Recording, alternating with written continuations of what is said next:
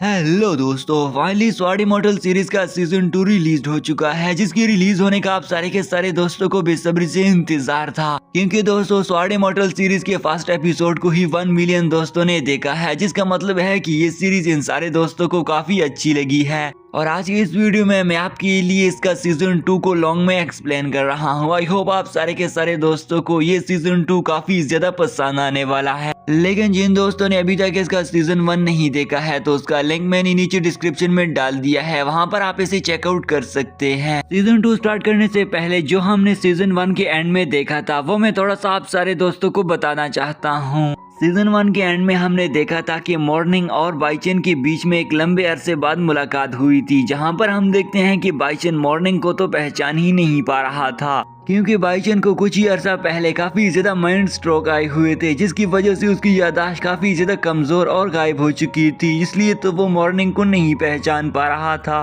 बाइचेन की मेमोरी वैसे भी काफी लॉस हो चुकी थी और डायरेक्टर भी उसे धोखा देना चाहता था। इसलिए जैसे ही वो उसे अपने कॉलेज की प्रिंसिपल रूम में पहुंचा देता है तो वो उसे धक्का देकर भाग गया था, ताकि वो बाइचेन को प्रिंसिपल के जाल में फंसा सके। लेकिन हम प्रिंसिपल को भी देख रहे थे, जिसने वहाँ पर वाइन पी रखी थी और बेहोश होकर पड़ा हुआ था। बाइचेन ने उस रूम से खुद को आजाद करने की काफी कोशिश की थी, लेकिन वो खुद को बाहर निकाल नहीं पा रहा था और साथ में प्रिंसिपल की आंख भी खुल चुकी थी। तो इस अमेजिंग सीन के साथ सीजन 1 तो यहीं पर एंड हो ही चुका था। तो आज की इस वीडियो में मैं आपके लिए आगे सीजन 2 को लॉन्ग वीडियो में एक्सप्लेन करने वाला हूँ। आई होप आप सारे दोस्त सीजन 2 की इस लॉन्ग वीडियो को अच्छे से जरूर एंजॉय करेंगे और इस वीडियो पर 100K व्यूज का टारगेट भी जल्दी जल्दी से अचीव करवा देंगे। तो चलिए बिना किसी देरी के इस सीरीज के सीजन 2 को शुरू करते हैं। तो सीजन 2 भी सेम उसी ही सीन से शुरू होती है जहां पर हमारा सीजन 1 एंड हुआ था। तो हमें दिखाया जाता है कि जैसे ही बाइचेन ने प्रिंसिपल रूम से बाहर जाने की कोशिश की तो प्रिंसिपल ने उस जगह पर सील बना दी थी। साथ ही साथ में उन्होंने बाइचेन पर कुछ 3 अटैक भी कर दिए थे, जिसकी वजह से वो वहां से बाहर नहीं निकल पाता। अब यहाँ पर जैसे ही बाइचेन प्रिंसिपल से कहता है कि प्रिंसिपल मास्टर तुम आखिर करना क्या चाहते हो, जिस पर प्रिंसिपल ने फिर से उसके गिर्द एक सील बना दी थी। बाइचेन लगातार ही उस सील से बाहर निकलने की कोशिश कर रहा था, जिससे मास्टर को अंदाजा हो ही जाता है कि बाइचेन अब काफी पावरफुल हो गया है और बाइचेन ने भी अब उस सील को तोड़ दिया था, जिसे देखकर तो मास्टर भी हैरान हो जाता है और बाइचेन को बोल रहा था कि बाइचेन क्या तुम्हें मालूम है कि मेरी पोती को तुमसे प्यार हो गया है। इस पर बाइचेन उसे कहता है कि नहीं नहीं प्रिंसिपल मास्टर, ऐसी कोई बात नहीं है, हम दोनों तो अभी बच्चे हैं और तुमने इसके रिलेटेड सोच भी कैसी लिया है। प्रिंसिपल मास्टर यहाँ पर बात को फेरते हुए उससे कहता है कि तुमने सनकन टेस्ट का टोकन तो हासिल कर लिया है, लेकिन तुम ये नहीं जानते हो कि तुमने अपने लिए कौन सा बड़ा खतरा मोल लिया है। वो उससे पूछा है कि मास्टर क्या आप मुझे बता सकते हो कि ये कौन सा खतरा है, जिस पर वो उससे बताता है कि बायोन सिटी में एक न्यू जीनियस आया है जिसका नाम वी मिंग चेन है। और मास्टर उसे ये भी कहता है कि उसे तो अब 7th डिसेंडेंट ऑफ बायोन सिटी भी मान लिया गया है, जो कि आपके लिए कोई अच्छी खबर नहीं है। साथ ही साथ में वो प्रिंसिपल मास्टर बाइचेन को ये भी बता रहा था कि उस सिटी में और भी बहुत सारे लोगों की शादी हुई है, जिसे सुनकर तो बाइचेन मास्टर से कहता है कि मास्टर क्या तुम्हें मालूम है कि उनकी शादी कैसी हुई होगी। साथ ही साथ में वो उसे पूछ रहा था कि अब मुझे बताओ कि आखिर तुम बोलना क्या चाहते हो, जिस पर वो मास्टर उसे बताता है कि उन लोगों की शादी अरेंज हो या जो कुछ भी हो, इसलिए तुम दोनों को शादी करना ही पड़ेगी और मेरे सामने कुछ ज्यादा बड़ा बनने की भी कोशिश ना करो, क्योंकि तुम तो अभी सिर्फ और सिर्फ बच्ची ही हो। इसके बाद उन दोनों के बीच में काफी देर तक बातचीत चलती रहती है, जहाँ पर वो दोनों काफी हंसी मजाक भी करते हैं। फाइनली यहाँ पर बाइचेन उसे कहता है कि मास्टर क्या आप मुझे कोई ऐसी चीज दे सकते हो जिसकी वजह से मैं और भी ज्यादा पावरफुल बन जाऊं और उसकी प्रैक्टिस करने में मशगूल हो जाऊं। जिस पर मास्टर से कुछ बुक निकाल कर कह रहा था कि ये 3 स्टार बुक्स हैं, जिनके अंदर 3 स्टार टेक्निक भी मौजूद है और अगर तुमने ये सीख लिया तो तुम्हारे लिए काफी ज्यादा फायदेमंद साबित हो सकते हैं। बाइचेन ये देखकर काफी खुश हो गया था और वो तुरंत ही आगे बढ़ती हुई उनसे उस बुक को हासिल करने लग गया था। लेकिन मास्टर से बताता है कि क्या तुम्हें मालूम है कि तुम्हें इसे सीखने में कितना अरसा लगेगा, जिस पर वो तो उसे बोल रहा था कि नहीं मास्टर, ये तो मैं बिल्कुल भी नहीं जानता हूँ और ना ही मुझे इसका कुछ अंदाजा है। जिस पर मास्टर से बताता है कि तुम्हें कम से कम 20 साल लगेंगे। भाईचैन काफी ज्यादा हैरान हो गया था कि ये मास्टर ने क्या बोल दिया है। अब अगली सुबह में भाईचैन अपने घर पर पहुंचा गया था और वहाँ पर जैसे ही उसके सामने उसके घर का साथी सामने आ गया था तो भाईचैन ने गुस्से से उसे एक जोरदार किक लगा दी थी, जिस पर उसका साथी उसे बोलता है कि मैंने कभी, मुझे याद नहीं है कि तुमने घर पर आते ही यंग मास्टर ने मुझे किक ना लगाई हो। और आज के दिन भी बिल्कुल ऐसा ही हुआ है, क्योंकि मैं आपको कई दिनों से काफी मिस कर रहा था और आपकी इस लात को भी मिस कर रहा था, इसलिए आज आपके आते ही तुमने मेरा ये काम भी पूरा कर दिया। भाईचैन उसे काफी तंग आ गया था, इसलिए वो अपने रूम में बैठकर सोने ही लग गया था। अचानक से उसे नोटिफिकेशन आ जाता है, जिस पर वो अपना मोबाइल फोन देखने लग गया। यहाँ पर दोस्तों आपको इस सीरीज में थोड़ी सी एडवांसमेंट लग रही होगी, क्योंकि बाकी सीरीज में आपने कभी भी मोबाइल फोन को नहीं देखा होगा, लेकिन दोस्तों ये सीरीज डिपेंडेबल ही इसी ही मोबाइल फोन के ऊपर है और इसी ही मोबाइल फोन ही की वजह से तो हमारा मेन कैरेक्टर भाईचैन को एक अलग ही यूनिवर्स में भेज दिया गया था और यहाँ पर वो आकर उसे काफी ज्यादा दिक्कत पेश आने लग गई थी। अब आगे हम देखते हैं कि जैसे ही वो अपने मोबाइल फोन पर नोटिफिकेशन देखने लग गया था तो ये तो उसके लिए काफी ज्यादा इम्पोर्टेंट नोटिफिकेशन था, क्योंकि उसने एआई ने उससे बताया कि आपके बहुत सारे सिस्टम को अपग्रेड कर दिया गया है। भाईचैन काफी देर तक उन अपग्रेडेड सिस्टम को देखता रह गया था और उसे मालूम हो जाता है कि इसमें से मेरे लिए कुछ खास नहीं है, इसलिए बैठकर वो अपने एआई से पूछता है कि क्या इसमें मेरे रिलेटेड कोई अपग्रेडेड वर्जन आया है, जिस पर उसके मोबाइल का एआई सिस्टम उसे बताता है कि हाँ आपके लिए एक बहुत ही ज्यादा अपग्रेडेड वर्जन है और वो ये है कि अब आज के बाद आपको मोबाइल को हाथ लगाने की जरूरत नहीं है, क्योंकि आपके सारे के सारे मोबाइल के सिस्टम्स अब अपग्रेड हो चुके हैं और उनको आप अपनी वॉइस कमांड के साथ साथ हार्ट कमांड का यूज करते हुए यूज कर सकते हो। यहाँ पर दोस्तों उसकी मोबाइल फोन के अंदर एक अपग्रेडेड वर्जन ये भी आ गया था कि वो स्कैनिंग कर सकता है, इसलिए वो अपने मोबाइल फोन को उन दोनों बुक्स को स्कैन करने लग गया था ताकि वो उसे मालूम हो जाए कि आखिरकार ये बुक्स कितने ज्यादा इंपॉर्टेंट हैं। जैसे ही भाईचैन के अपग्रेडेड वर्जन ने सारे के सारे बुक को स्कैन कर लिया था तो उसके अंदर मौजूद सारे के सारे फीचर्स भाईचैन के सामने ही डिस्प्ले होने लग गए थे, लेकिन वो सारे के सारे फीचर्स उससे कुछ मामूली दिख रहे थे। वो उस प्रोजेक्शन के सामने खड़ा होकर बोल रहा था कि मुझे नहीं लगता कि इन बुक्स के अंदर कुछ खासी अच्छी टेक्निक्स हैं और मुझे ये नॉर्मल टेक्निक लग रही हैं, लेकिन मुझे इन सारे के सारे टेक्निक्स को सीखना पड़ेगा। भाईचैन अपने सिस्टम को कमांड देता है कि जल्दी जल्दी से मुझे सारे का सारा बुक्स और टेक्निक्स को डाउनलोड करके दे दो, मैं सारे को बाद में सीख लूंगा। यहाँ पर अपग्रेडेड वर्जन ऑफ एआई भाईचैन को बताता है कि क्या तुम्हें मालूम है कि आपकी इस अपग्रेडेड वर्जन में एक और भी अपग्रेडेड वर्जन आ गया है, जिसका यूज करते हुए आप प्रोजेक्शन सिस्टम पर वीडियोस भी देख सकते हो। जिसे सुनकर तो भाईचैन खुश हो गया था और कह रहा था कि ये फीचर तो और भी ज्यादा कमाल का फीचर है, मैं इस फीचर का यूज करती हुई इन सारे टेक्निक को अपने सामने डिस्प्ले होता हुआ देखकर काफी अच्छे से सीख लूंगा। अब इसके बाद उसके एआई सिस्टम ने ट्रायल सिस्टम को एक्टिवेट कर दिया था और उसकी इर्द गिर्द बहुत सारे बॉक्स घूमने लग गए थे। साथ ही साथ में हम देखते हैं कि भाईचैन उससे कहता है कि अब मुझे इस सिस्टम को बाहर भी आजमाना चाहिए। नेक्स्ट सीन में हमें भाईचैन को गार्डन में दिखाया जाता है, जहाँ पर भाईचैन काफी ज्यादा बोर हो गया था, इसलिए वो एआई से कहता है कि मेरे लिए कोई अच्छा सा सॉन्ग लगा दो और वो उसके लिए एक अच्छा सा सॉन्ग भी लगा देता है। भाईचैन तो खड़ा खड़ा स्ट्रेचिंग ही कर रहा था, साथ ही साथ में वो सॉन्ग को भी इंजॉय कर रहा था और उसका सिस्टम उसे ये भी बता रहा था कि तुम ये बिना हेडफोन के भी सुन सकते हो, जो कि एक अमेजिंग फीचर है। कुछ इंजॉय करने के बाद भाईचैन फिर से प्रैक्टिस करने लग गया था, जिसमें वो फ्लावर एंड मून टेक्निक को सीखने लग गया था और वो इस टेक्निक को सीखने के लिए अपनी स्वॉर्ड को बार बार स्लैश अटैक दिए जा रहा था। भाईचैन अपना मन लगाकर सारे का सारा सिस्टम को सीखना चाहता था, इसलिए वो लगातार ही कोशिश करता रहता है और अपनी स्वॉर्ड के ऊपर काफी ज्यादा मूव्स यूज करने लग गया था, क्योंकि भाईचैन के यही मूव्स तो इसे आगे जाकर काफी ज्यादा फायदा देने वाली हैं और इसके और भी बहुत सारे काम आएंगे, इसलिए वो मन लगाकर प्रैक्टिस और साथ ही साथ में बहुत कुछ करने लग गया।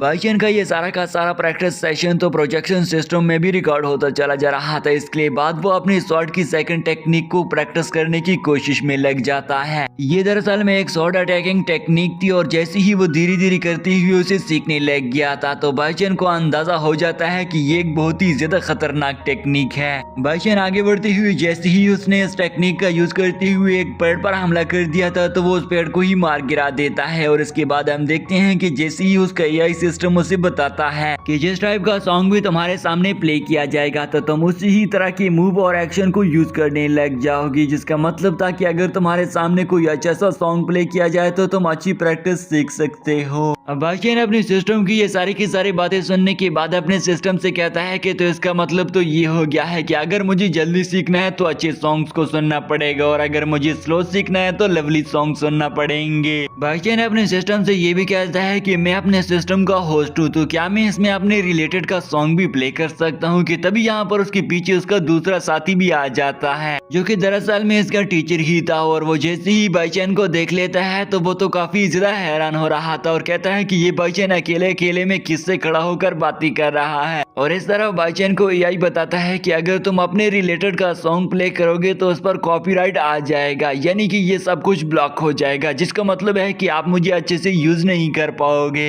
जैसे ही उसका टीचर आगे बढ़ने लग गया था तो उस पर एक पेड़ आकर गिर जाता है और वो साथ में बता रहा था कि तुम्हें सुप्रीम मास्टर बुला रहे हैं। नेक्स्ट सीन में हमें दिखाया जाता है कि लिन बाईचैन अपने टीचर समेत सुप्रीम मास्टर के पास पहुंचा गया था और वो वहां पर अपनी बुक्स को भी सुप्रीम मास्टर को दिखाता है, जिन बुक्स को देखकर सुप्रीम मास्टर बोल रहा था कि ये बुक्स जिसने भी आपको दिए हैं वो काफी पावरफुल शख्स है। और साथ ही साथ में सुप्रीम मास्टर लिन बाईचैन को ये भी बोल रहा था कि अगर तुम इन सारे के सारे तीनों बुक्स को अच्छे से यूज कर लोगे तो तुम खुद को एक अच्छा स्वॉर्ड मास्टर बना सकते हो, यानी कि ये तुम्हारे अच्छे से काम आ सकते हैं। लिन बाईचैन भी ये बातें सुनकर काफी खुश हो रहा था। इसके बाद वो सुप्रीम मास्टर से कहता है कि मैं तुम्हें ये एक छोटा सा तोहफा देना चाहता हूँ, अगर तुमने इस तोहफे का अच्छे से यूज कर लिया तो तुम एक टोकन को भी एक्टिव कर सकते हो, जिस टोकन को तुम एक्टिव करना चाहते हो। ये सुनकर तो लिन बाईचैन काफी खुश हो गया था और मास्टर से कहता है कि मास्टर मैं आपके लिए तो गोल्डन कॉइन्स लेकर आना ही भूल गया था, लेकिन मुझे उम्मीद है कि अब आपको उन गोल्डन कॉइन की जरूरत नहीं है क्योंकि अब आप काफी पावरफुल हो गए हो। लेकिन वो सुप्रीम मास्टर से कहता है कि ये तुमने सोच भी कैसे लिया, और जल्दी से उसके गोल्डन कॉइन की गुत्थी को अपनी तरफ कर देता है और उससे कहता है कि यही तो मुझे सबसे ज्यादा जरूरत है। सुप्रीम मास्टर एक बुक को उठाकर लिन बाईचैन को बताता है कि बाईचैन क्या तुम जानते हो कि ये बुक्स तुम्हारे लिए काफी ज्यादा अहमियत की हामिल है, क्योंकि ये बुक्स आज से पहले कभी भी मुझे नहीं मिले थे और ना ही ये तुम्हें इस पैलेस में मिलने वाले थे, तो ये तुम्हारी खुशकिस्मती है कि तुम्हें ये मिल चुके हैं, इसलिए तुम्हें इनका अच्छे से यूज करना होगा, तो तभी जाकर तुम एक अच्छे से स्वॉर्ड मास्टर और पावरफुल शख्स बन पाओगे। लिन बाईचैन उसे कहता है कि मुझे इतनी उम्मीद नहीं थी कि तुम इतनी आसानी से मुझे इतना सब कुछ दे दोगे, लेकिन यहाँ पर वो मास्टर से कहता है कि नहीं नहीं अभी कुछ और भी है,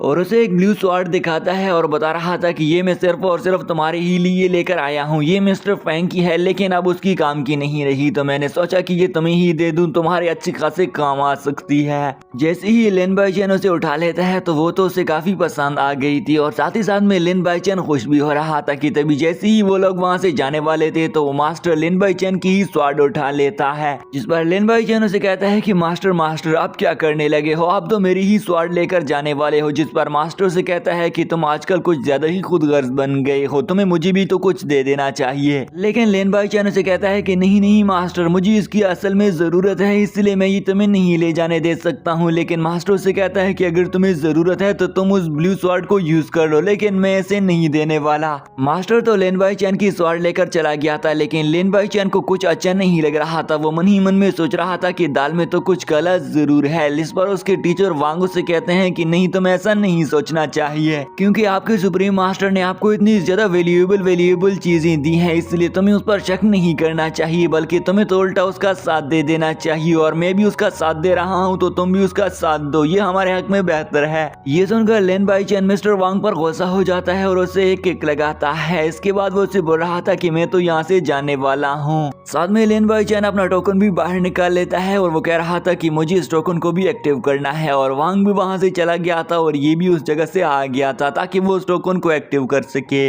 लिन बाईचैन मिनहाय सिटी में पहुंचा जाता है, जहां पर उसने अपना मास्क भी लगाया हुआ था ताकि मिनहाय सिटी के लोग उसे पहचान ना सके कि ये हमारा दुश्मन है या दोस्त। आगे जाते हुए लिन बाईचैन अपनी मोबाइल की एआई सिस्टम से कहता है कि जल्दी जल्दी मुझे स्कैन करके बताओ कि यहाँ पर मेरा कोई दुश्मन तो नहीं है, अगर होगा तो जल्दी जल्दी से मुझे स्कैन करके बता दो। ये सुनकर लिन बाईचैन के मोबाइल का एआई सिस्टम एक्टिवेट हो गया था और उसने स्कैनिंग भी शुरू कर दी थी, लेकिन उसके स्कैन कंप्लीट होने के बाद उसे मालूम हो जाता है कि यहाँ पर मेरा कोई भी दुश्मन मौजूद नहीं है। इस तरफ हमें दिखाया जाता है कि रात के अंधेरे में एक लड़की को पकड़ने के लिए बहुत सारे लोग पीछे पड़े हुए थे और वो लोग बोल रहे थे कि हमें हमारा मिशन कंप्लीट करने में काफी दिक्कत आने वाली है, लेकिन हम अपने मिशन को कंप्लीट करके इस लड़की को पकड़ेंगे। इस लड़की का नाम फेंग शाओ था और जैसे ही वो सारे लोग उसके सामने आ गए थे तो वो काफी ज्यादा घबरा गई थी। और दूसरी तरफ लेन बाई चैन भी वहाँ पर पहुँचा जाता है, जो कि कुछ समझ रहा था कि इस लड़की को भी मैंने पहले कभी देखा है, इसलिए इसकी हेल्प कर लेनी चाहिए या नहीं। फेंग शाओ के सामने जैसे ही वो उसे मारने वाले आ गए थे तो वो भी उनसे कहती हैं कि मैं तुम सभी को खत्म कर दूंगी क्योंकि मैं तुमसे ज्यादा बहादुर हूँ। ये सुनकर तो उनके बीच में एक अच्छी सी लड़ाई शुरू हो जाती है।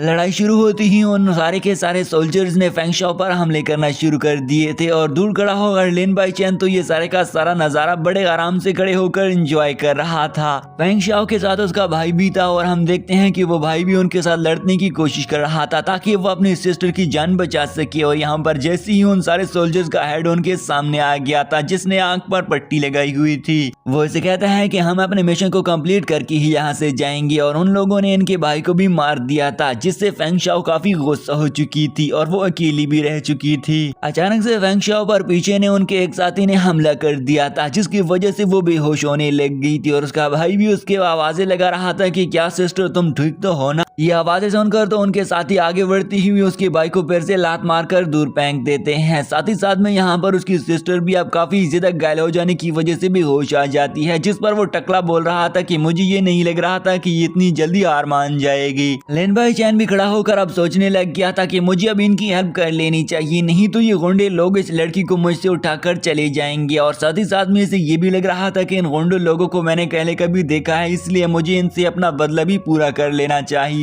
यहाँ पर उस टकले बंदे ने लेन बाई चैन को भी देख लिया था क्योंकि लेन बाई चैन काफी देर से वहाँ पर खड़ा होकर काफी ज्यादा अच्छे से नजारा देख रहा था, इसलिए उसे तो ये लग रहा था कि ये लेन बाई चैन इन दोनों का साथी यानी इनका बॉस होगा। लेन बाई चैन भी उसे कहता है कि अरे बेवकूफ, तुम्हें क्यों लग रहा है कि मैं इन लोगों का बॉस हो सकता हूँ, जिस पर वो उसे कह रहे थे कि हमारे सामने कोई भी टिक नहीं पाता है, लेकिन तुम आराम से खड़े थे तो इसका ये मतलब है कि तुम इन लोगों के बॉस हो सकते हो। और वो अपने साथियों को हुक्म देता है कि वो लेन बाई चैन को मार दे। लेन बाई चैन भी खड़ा होकर उनसे कहता है कि अब वक्त आ गया है कि मुझे भी तुम लोगों को मार गिराना चाहिए और उनके बीच में फाइट शुरू हो जाती है। लेन बाई चैन अपनी ब्लू स्वॉर्ड का यूज करता है जो कि उसे सुप्रीम मास्टर ने दी थी और उसने साथ में उसे बोला था कि अगर लोग तुमसे पावरफुल हो तो तुम्हें ड्रैगन बनकर उनके साथ लड़ना चाहिए, ना कि तुम्हें इंसान बन के। इसलिए वो ड्रैगन की तरह लड़ने लग गया था। लेन बाई चैन ने अपनी ब्लू स्वॉर्ड की कुछ स्लैश अटैक से ही उन सारे को मार गिराया था, लेकिन अभी भी कुछ बाकी बची हुई थी और लेन बाई चैन उनके बीच में खड़ा होकर स्टाइल से खड़ा हुआ था, जिसे देखकर तो उनकी बस पैंट गीली ही हो चुकी थी। उन सारे वॉरियर का हेड टकला भी उनके पीछे खड़ा हुआ था जो कि लेन बाई चैन से कहता है कि लेन बाई चैन अब तुम्हें मेरी गोल्डन स्वॉर्ड की स्लैश अटैक का भी सामना करना पड़ेगा। और जैसे ही उसने लेन बाई चैन पर हमला कर दिया था, लेन बाई चैन अपनी ब्लू स्वॉर्ड से उसके अटैक को रोक लेता है। लेन बाई चैन वो उसे अपने आप से पीछे हटाकर उस पर फिर से अपनी ब्लू स्वॉर्ड से हमला कर दिया था, जिसकी वजह से वो काफी घायल होकर गुस्सा हो गया था और उसके सोल्जर जैसे ही उठने की कोशिश करते हैं तो जैसे ही उन्होंने लेन बाई चैन को देख लिया था वो फिर से बेहोश होने का नाटक करते हैं। लेन बाई चैन उनके बीच में स्टाइल से खड़ा होकर अपनी स्वॉर्ड को फिर से नियाम में रख लेता है और उनको बोल रहा था कि मैंने तुम सारों को कहा था कि अगर तुम लोगों ने मुझे मजबूर कर दिया तो तुम सारे लोग मारे जाओगे, और बिल्कुल ऐसा ही हुआ है। ये सुनकर वो सारे भाग चले जाते हैं, लेकिन उनका टकला साथी भागने के काबिल ही नहीं था क्योंकि उसे लेन बाई चैन ने काफी ज्यादा गाल कर दिया था और वो वहां से जाने की कोशिश करता है, लेकिन लेन बाई चैन उससे कहता है कि अब तुम्हें मुझे बताना ही होगा कि आखिरकार तुम्हें भेजा किसने था, कि अगर तुमने मुझे नहीं बचाया तो आज मैं तुम्हें मार दूंगा और तुम्हें कोई पहचान भी नहीं पाएगा कि तुम्हें किसने मारा है। जिस पर वो टकलू से बताता है कि हम 2000 माइल सेक्ट से आए हुए थे और वहाँ के मास्टर ने हमें हुक्म दिया था कि हम फेंग शाओ को मार गिरा दें, लेकिन यहाँ पर हमारा सामना तुमसे हो गया है और हमें ये उम्मीद नहीं थी कि तुम इतने ज्यादा पावरफुल हो और हम तुम्हारे हाथों पिट जाएंगे, इसलिए हमें माफ कर दीजिए। और वो आगे बढ़कर उसके पैरों में ही गिरकर गिड़गिड़ाने लग गया था और माफी मांगकर बोल रहा था कि हम आइंदा से ऐसा कभी नहीं करेंगे, हम तुम्हारे इलाके में कदम भी नहीं रखेंगे।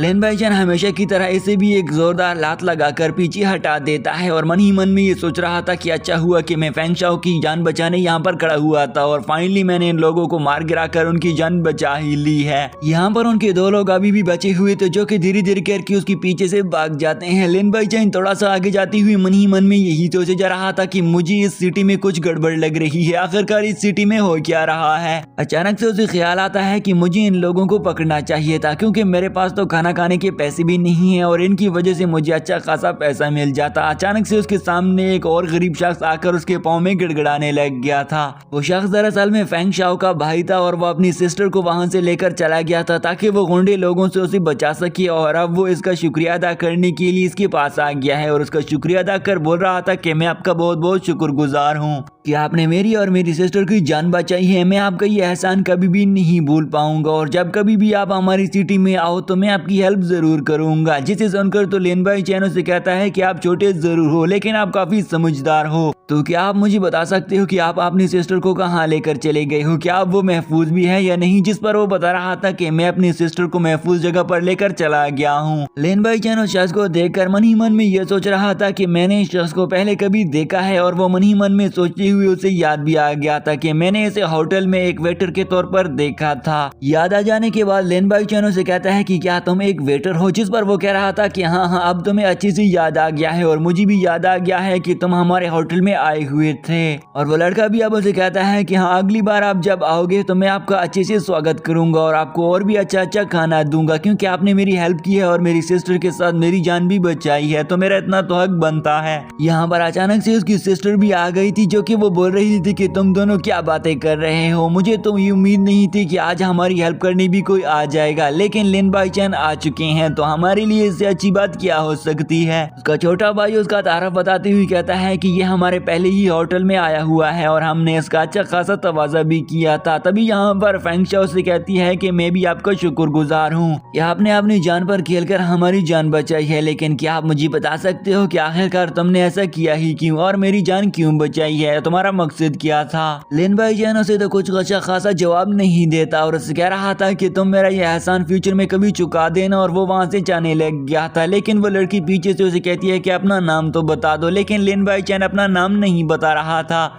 लिन बाई चैन के चले जाने के बाद फेंग शाओ फिर से बेहोश होने लग गई थी, लेकिन उसका भाई उसे पकड़ लेता है। अब यहाँ पर फेंग शाओ अपने भाई से कहती है कि हमारा जो मकसद था वो पूरा हो गया है और हमने उन लोगों को वो चीज नहीं दी है जिसके लिए वो हमें मारना चाहते थे। और अब यहाँ पर फेंग शाओ अपने उस स्पेल को निकाल कर अपने भाई को दिखाती है और वो बोल रही थी कि अब मैं स्पेल का यूज करती हुई खुद को जल्दी जल्दी से हील कर लूंगी। और जैसे ही वो पेल उसका भाई उठा लेता है तो उसे बोल रहा था कि तुमने इस छोटे से काम के लिए खुद को इतना ज्यादा खतरे में डाला क्यों, तुम्हें मुझे बताना ही पड़ेगा। जिस पर वो बताती है कि तुम और मैं जानती ही हैं कि हम दोनों एक दूसरे के बहन भाई नहीं है, लेकिन आगे भी जाकर हमें एक दूसरे के बहन भाई की तरह बिहेव करना पड़ेगा, तो तभी जाकर हम यहाँ पर रह पाएंगे, नहीं तो हम मारे जाएंगे। अगले सीन में हमें सिटी लॉर्ड को दिखाया जाता है जिसके पास एक लॉर्ड आकर उससे कुछ मालूमात लेने आया हुआ था और वो उसके सामने रिक्वेस्ट करते हुए बोल रहा था कि मैं जी आपसे एक हेल्प की जरूरत है। और वो कहता है कि मुझे आपसे थर्ड ईस्ट इनविटेशन की जरूरत पड़ेगी। ये सुनकर तो सिटी लॉर्ड उससे कहता है कि ये तो छोटी सी बात हो गई है, अगर आपको मुझसे कुछ और भी चीजों की जरूरत है तो वो भी मुझे बता सकते हो, मैं जरूर कोशिश करूंगा कि वो भी पूरा किया जाए।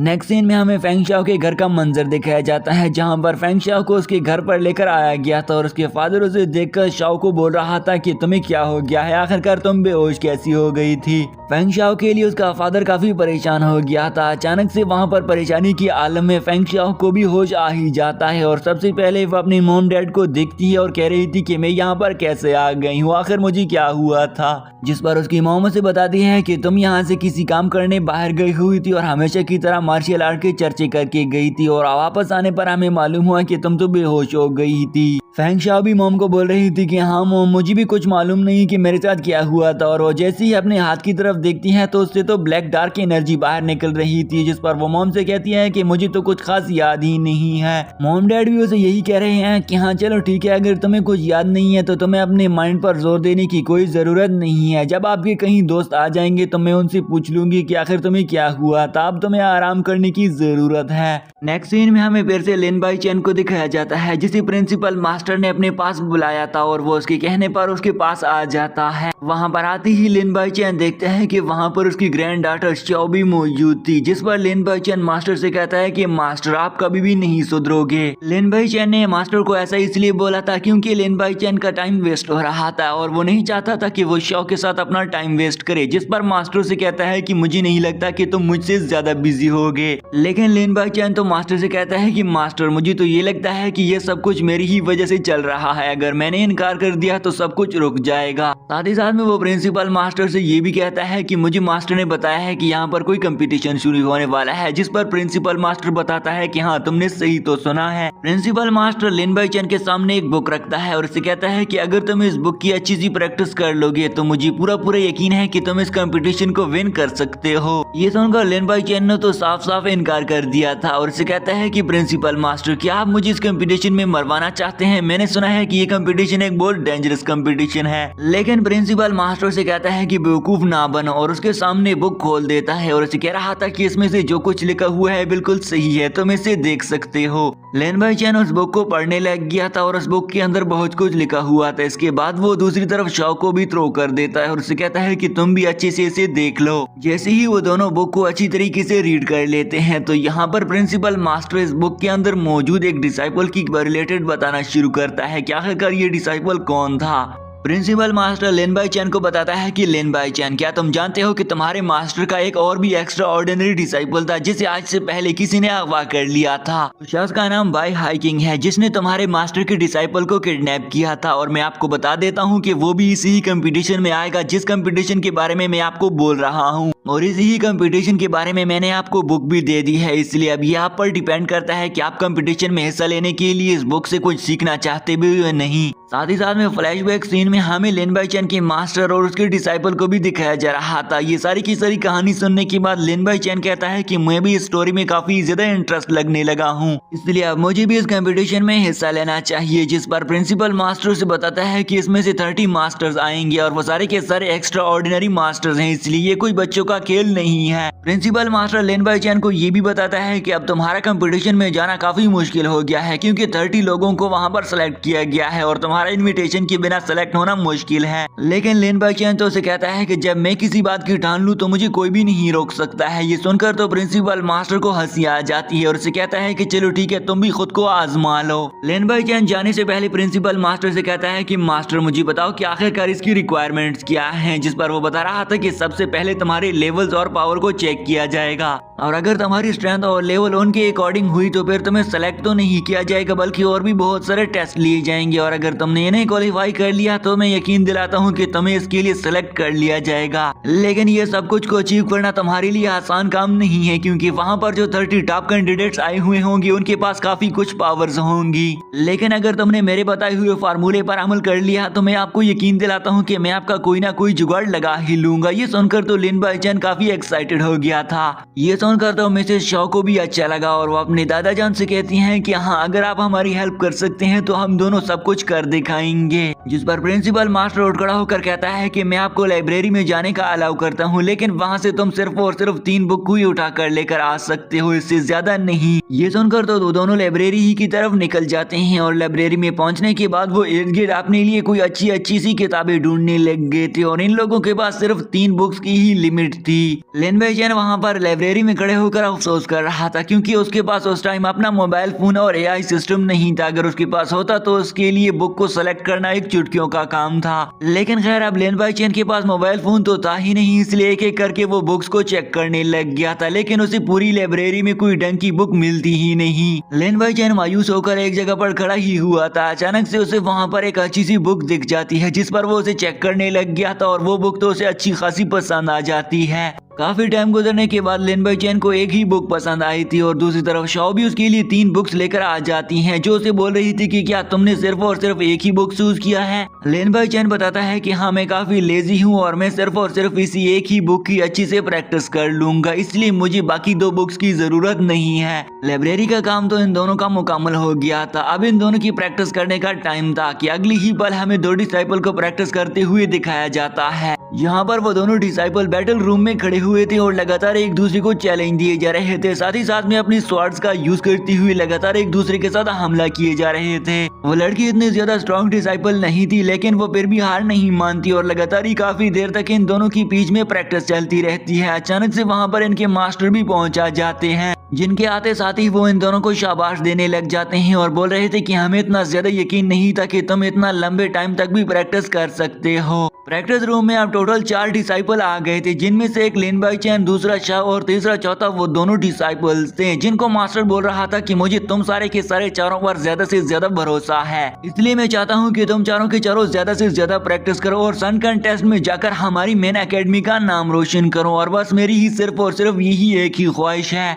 लिन बाई चैन सिर्फ अकेला ही ये सोच रहा था कि हाँ ये सब कुछ पॉसिबल है, बाकी सारों को तो मुझे नहीं लगता कि यकीन था, लेकिन लिन बाई चैन पूरा का पूरा यकीन से भरा हुआ था। Elder master specially Lin Bai Chen को ही टारगेट कर रहा था और उसे कहता है कि मुझे तुम सारे के सारे डिसाइपल में से तुम पर ज्यादा भरोसा है कि तुम ये सब कुछ कर सकते हो, इसलिए स्पेशली तुम्हें ज्यादा से ज्यादा टाइम ट्रेनिंग को देना होगा। साथ ही साथ में शॉ भी उसके साथ खड़ी हुई थी, जो कि उसका हेल्प करने और उसे सपोर्ट करने के लिए हमेशा उसके साथ खड़ी रहती थी। अचानक दूसरी तरफ देखने पर एक और एल्डर मास्टर भी आ जाते हैं, जिसके पास उसके साथ एक स्टूडेंट भी था, जिसे हमने पहले देखा था, और वो मास्टर डी का एक स्टूडेंट था। जैसे ही वो एल्डर मास्टर और स्टूडेंट इनके सामने खड़े हो जाते हैं तो लिन बाई चैन मन ही मन में ये सोचने लग गया था कि स्टूडेंट को तो पहले मैं जानता हूँ और इसकी रिलेटेड मास्टर ने मुझे बताया था, लेकिन ये डिसाइपल तो काफी ज्यादा कॉन्फिडेंट के साथ मेरे सामने खड़ा हुआ है और मुझे तो ये लग रहा है कि अब ये मेरा ऑफिशियल दुश्मन बन चुका है। लिन बाई चैन को अपने माइंड में उस डिसाइपल के रिलेटेड उल्टे पुल्टे ख्यालात जहन में आ रहे थे कि तभी वो डिसाइपल आगे बढ़ते हुए बोल रहा था कि मैं उम्मीद करता हूँ कि हमारे ताल्लुकात अच्छे रहेंगे। ये सुनकर तो वो सारे के सारे मास्टर्स उसे देखते ही रह गए थे और वो बोल रहे थे कि ये इतना अच्छा डिसाइपल कहाँ से आ गया है, और उसे तो ये काफी अच्छा लग रहा था, लेकिन लिन बाई चैन को तो उस पर मन ही मन में गुस्सा आ रहा था। लिन बाई चैन काफी देर से उस लड़के को घूर रहा था, जिस पर पास में खड़ी हुई डिसाइपल उसे कहती है कि लिन बाई चैन तुम्हें क्या हुआ, तुम इस लड़के को क्यों इतना ज्यादा घूर रहे हो। जिस पर लिन बाई चैन जवाब देता है कि नहीं नहीं, तुम्हें ऐसा सोचने की कोई जरूरत नहीं है, बस मैं तो इसे वैसे ही देख रहा हूँ, मुझे ये बहुत अच्छा लगा। सीनियर काओ भी लिन बाई चैन और बाकी सारों को बड़े अच्छे से घूर रहा था। साथ ही साथ में वहां पर तीनों की तीनों मास्टर्स भी खड़े हुए थे और ये तमाशा ही देख रहे थे कि ये सब कुछ क्या हो रहा है। सीनियर काओ अपना एक इनविटेशन कार्ड निकालते हुए सभी को कहता है कि मैं आपके लिए एक इनविटेशन लेकर आया हूँ, जो डिसाइपल भी इस इनविटेशन को एक्सेप्ट करना चाहता है वो सामने आ जाए। वो दोनों डिसाइपल्स, लड़का और लड़की, दरअसल में सीनियर डिसाइपल्स थे, जो कि लिन बाई चैन से भी सीनियर थे। डिसाइपल काओ ने उस इनविटेशन कार्ड को अपने हाथ में पकड़ा हुआ था और वो बोल रहा था कि जिसको भी ये इनविटेशन कार्ड एक्सेप्ट कर लेगा तो वही इनविटेशन का हकदार होगा। जिस पर सीनियर हान गुस्सा होकर उसे कहता है कि बस बस अपनी बकवास बंद कर दो, मैं जानता हूँ कि ये इनविटेशन कार्ड मुझे ही एक्सेप्ट करेगा, और वो उसकी तरफ आगे बढ़ने लग गया।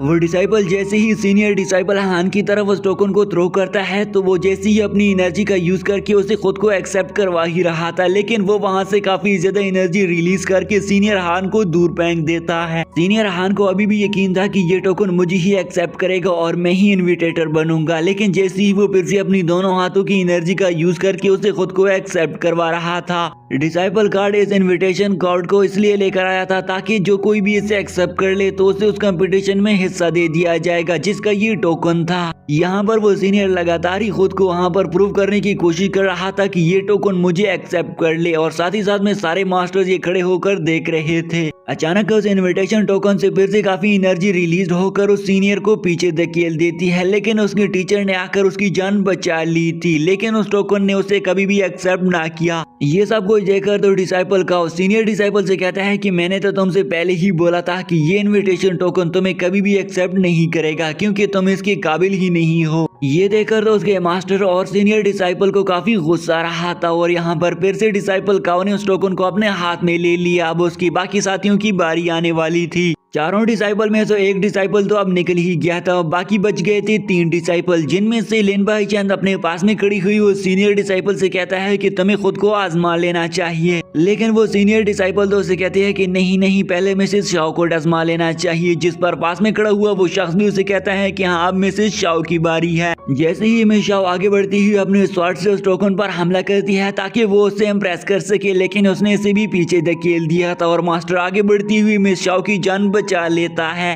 डिसाइपल का फिर से अपने टोकन को हाथ में ले लेता है और उनके सीनियर मास्टर्स को बोल रहा था कि मुझे ये नहीं लग रहा था कि तुम्हारी डिसाइपल्स इतने ज्यादा बेकार डिसाइपल्स साबित हो सकते हैं। ये सुनकर तो अब सीनियर फीमेल डिसाइपल को काफी गुस्सा आ गया था और वो जंप करती हुई अपनी दोनों हाथों की एनर्जी का यूज करती हुई उस टोकन को इम्प्रेस करने में लग जाती है। सारे के सारे एल्डर मास्टर्स और लिन बाई चैन भी खड़े होकर ये तमाशा देख रहे थे और उनको पूरा भरोसा था कि ये इसे सप्रेस करके इसे काफी ज्यादा इमोशनल अंदाज में खुद को इसके सामने जितवा देगी। लेकिन इन सारे साथियों को इसकी ये बात नजर नहीं आ रही थी कि इसे इम्प्रेस करने में कितना ज्यादा टाइम लग रहा है और इसे कितनी ज्यादा तकलीफ हो रही है। लेकिन वो सीनियर डिसाइपल भी पीछे हटने वाली नहीं थी। फाइनली काफी देर तक हार्ड वर्क करने के बाद उसने उसे इम्प्रेस करवा ही दे दिया था और उस टोकन को अचीव करते ही वो पीछे दीवार पर लग जाती है, जिसकी वजह से उसे काफी ज्यादा चोटी भी लगी हुई थी। डिसाइपल का उस लड़की की इस हिम्मत को देखकर उसे दाद देता है और उसे कहता है कि मुझे लगता है कि तुमने इस टोकन को तो हासिल कर लिया, इसलिए अब इस इन्विटेशन को एक्सेप्ट कर ले, हमारे साथ उस कंपटीशन में आ जाओ। जिस बार वो सीनियर डिसाइपल भी उसे कहती है कि हाँ ये सब कुछ मैंने इसे ही लिए तो किए हैं, इसलिए तो इतनी ज्यादा वीक और काफी ज्यादा चोटें लग गई हैं, तो मैं इस इन्विटेशन को तो जरूर एक्सेप्ट करूंगी।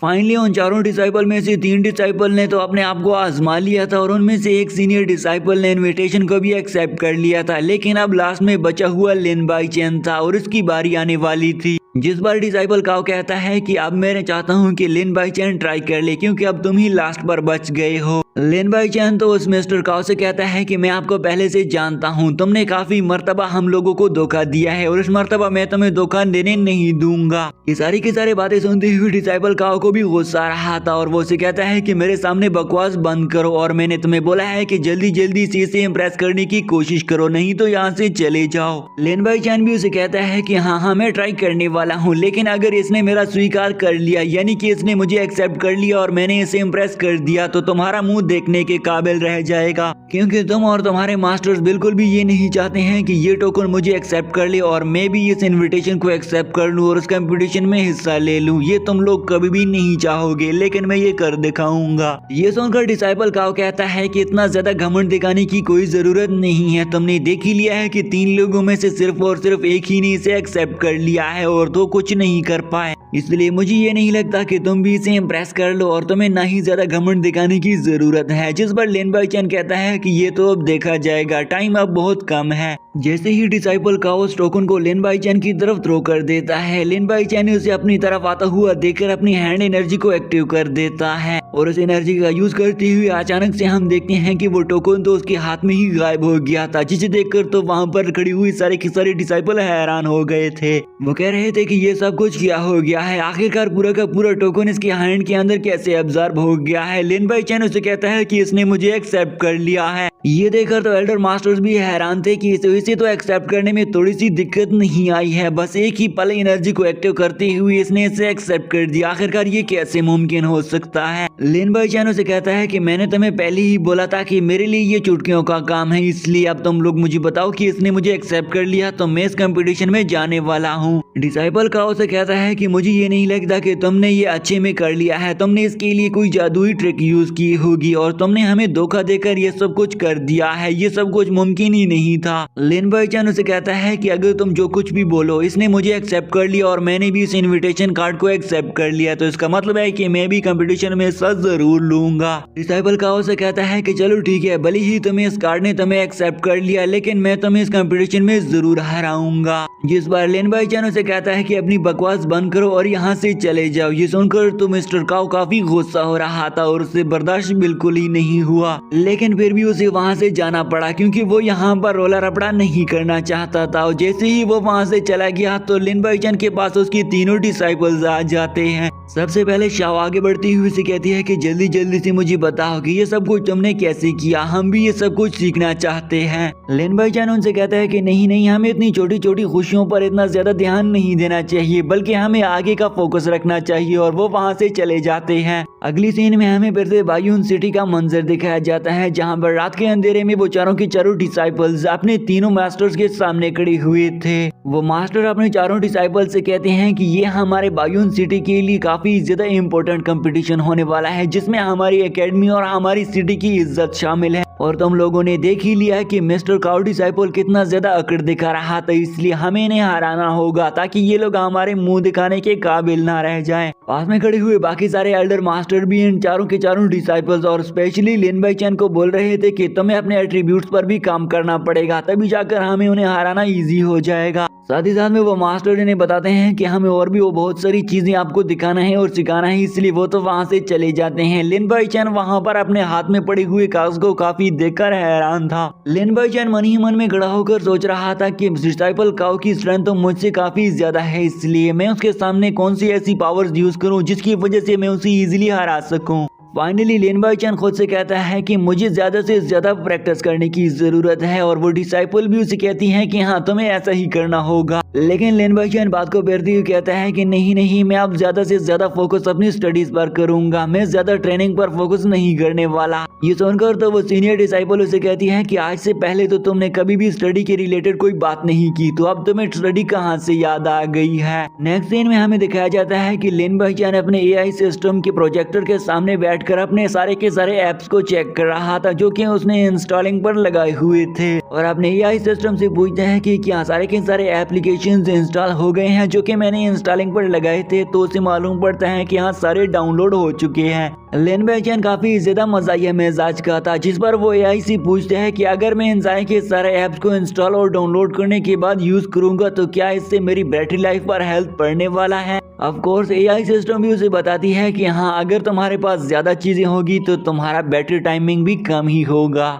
लिन बाई चैन काफी देर तक अपने प्रोजेक्शन के सामने बैठकर उसे बार बार उल्टे पुल्टे सवालात पूछ रहा था और उसे कहता है कि क्या तुम्हें लगता है कि मैं जिस स्वॉट टेक्निक को सीख रहा हूँ वो मैं अच्छे से सीख भी लूंगा या नहीं। अचानक से लिन बाई चैन को वहाँ पर किसी के आने की प्रेजेंस महसूस होती है, इसलिए जल्दी से उसने प्रोजेक्शन बंद कर दिया था और हम देखते हैं कि सीनियर डिसाइपल्स वहाँ पर आ जाती है जो कि लिन बाई चैन को ललकारते हुए बोल रही थी कि लिन बाई चैन तुम्हें याद है कि हमें ज्यादा से ज्यादा प्रैक्टिस और साथ ही साथ में स्टडी करनी है, लेकिन तुम तो यहाँ पर बस आराम से बैठे हुए हो। सीनियर डिसाइपल उसे बताती है कि तुम्हें मास्टर ने याद किया है, इसलिए वो दोनों अपने मास्टर की तरफ रास्ते पर जाते हुए टहल रहे थे और एक दूसरे से बस अजीब अजीब सी बातचीत की जा रहे थे। अब वहाँ पर वो मौज मस्ती में आगे जाते हुए अचानक से उन एनिमीज को देख लेते हैं जिनका सामना इनके कंपटीशन में एक दूसरे के साथ होने वाला था। तो दोस्तों यहीं पर ये एपिसोड यहीं पर एंड हो जाता है। आई होप आप सारे दोस्तों को इस सीरीज के सीजन 2 की ये लॉन्ग वीडियो काफी ज्यादा पसंद आई होगी, इसलिए चैनल को तो जरूर से सब्सक्राइब कर दें और एक अच्छा सा कमेंट भी जरूर कर लेना।